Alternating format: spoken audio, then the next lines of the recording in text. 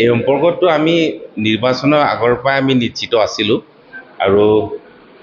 কাৰণ জনগণৰ কাৰণে বিগত 5 বছৰ আমাৰ সকলোৰে জনপ্ৰিয় মুখ্যমন্ত্ৰী ডক্টৰ হিমন্ত বিশ্ব শৰ্মাই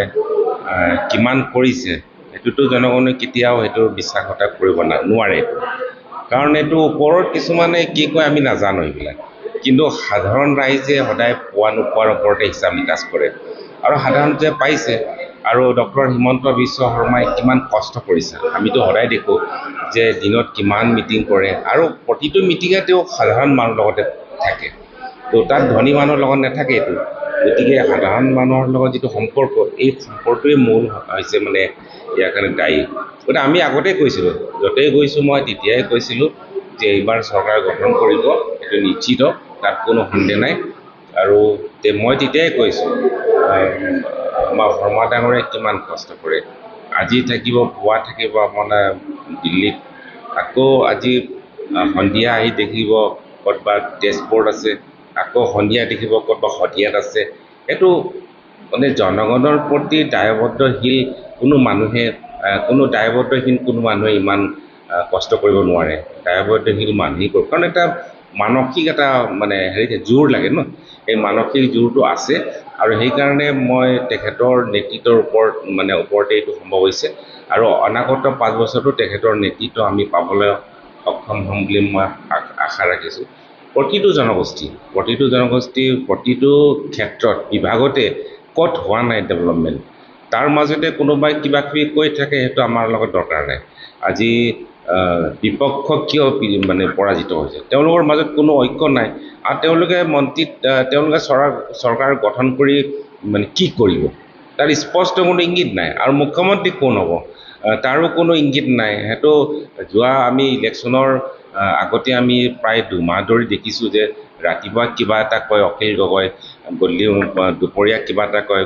গধূলি কিবা এটা কয় আকৌ পিছদিনাখন কিবা এটা কয় তেওঁলোকৰ মাজত কিমান কেতিয়া মানে বন্ধুত্ব হৈছে কিমানবাৰ ভাঙিছে গতিকে সেইটোৱে তেওঁলোকৰ আটাইতকৈ ডাঙৰ দুৰ্বলতা আৰু তেনেকুৱা ধৰণৰ এটা মানে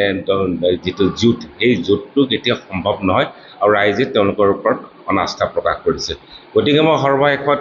ৰাইজে যিটো আস্থা প্ৰকাশ কৰিলে মিত্ৰজোঁটৰ ওপৰত তাৰ কাৰণে মই তেওঁলোকক ধন্যবাদ জ্ঞাপন কৰিছোঁ আৰু অনাগত দিনতো এই চৰকাৰখনে যাতে জনগণৰ প্ৰতি সেৱা আগবঢ়াই যাব পাৰে সকলো প্ৰকাৰৰ কাৰ্যসূচীত মই সক্ৰিয়ভাৱে অংশগ্ৰহণ কৰিবলৈ অনুৰোধ জনাইছোঁ অসমবাসীক ধন্যবাদ আমি মিত্ৰজোঁট যেতিয়ালৈকে তেওঁলোকে ৰাইজৰ কাম কৰিব তেতিয়ালৈকে আমি আছোঁ কাৰণ আমি আমাৰ ইছ্যুটো নহয় এতিয়া MLA হোৱাটো আমাৰ ইছ্যু নহয় এতিয়া গণশক্তিৰ যিটো কৰ্মসূচী আছে কৰ্মসূচীত যিবিলাক আমি বিষয় সন্নিৱিষ্ট কৰিছোঁ প্ৰত্যেকটো বিষয়ে এই চৰকাৰে আঁকোৱালি লৈছে আৰু প্ৰত্যেকটো বিষয়তে তেওঁলোকে নীতি গ্ৰহণ কৰিছে কোনোবাই কিবা মুখেৰে কোৱাত আমি বিশ্বাস নকৰোঁ প্ৰকৃততে এটা নীতি যেনেকৈ ভূমিৰ ক্ষেত্ৰত তেওঁলোকে বসুন্ধৰা বানপানী সমাধান কৰাৰ কাৰণে তেওঁলোকে বানমুক্ত অসম আৰু তেওঁলোকে মহিলা সবলীকৰণৰ ক্ষেত্ৰত অৰুণোদয় আৰু মহিলা আৰ্থিকভাৱে তেওঁলোকক সবল কৰাৰ কাৰণে যিটো মহিলা উদ্যমিতা আঁচনি তেওঁলোকে লৈছে আৰু যুৱকসকলক উন্নতি কৰাৰ কাৰণে তেওঁলোকে CM-AAA তেওঁলোকে প্ৰত্যেকটো ক্ষেত্ৰতে নীতি গ্ৰহণ কৰিছে শিক্ষাৰ ক্ষেত্ৰত তেওঁলোকে NEP প্ৰয়োগ কৰিছে নেশ্যনেল এডুকেশ্যন পলিচি তেওঁলোকে কাৰ্যকৰী কৰিছে প্ৰতিটো ক্ষেত্ৰতে নীতি তেওঁলোকে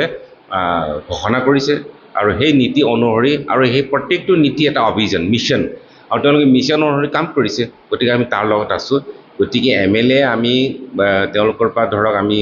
ভৱিষ্যতে আমি বিধানসভাত কণ্টেষ্ট কৰা নকৰা বা আমি সাধাৰণ নিৰ্বাচন কণ্টেষ্ট কৰা নকৰা নিৰ্ভৰ কৰিব এই যিটো নীতিৰ পৰা যেতিয়া আঁতৰি অহাটো আমি অনুভৱ কৰিম তেতিয়া আমি কণ্টেষ্ট কৰিম